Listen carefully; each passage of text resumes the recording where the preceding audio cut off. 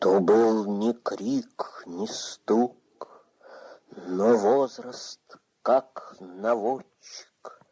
И я, мальчишка, вдруг проснулся среди ночи, вскочил и босиком, подкравшись к темной нише, две жизни за окном, два шепота услышал.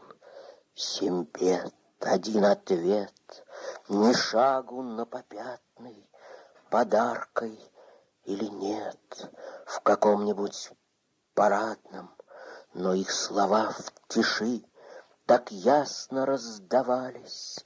Два тела, две души друг друга домогались. Они сошли с ума и были откровенны. Их холодила тьма, обшарпанные стены, а поверху луна сиянье распростерла. Я доходил до дна, и жизнь брала за горло. Не так, как говорят, не так, как говорили. Мальчишка наугад.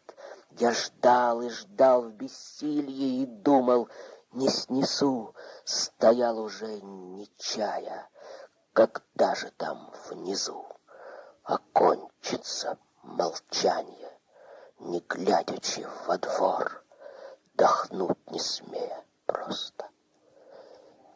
И страшно до сих пор мне от того шпионства, что это может быть у самого порога, и я могу испить от капельки порока. Давным-давным-давно небесный шорох слова, потом уж все равно и не было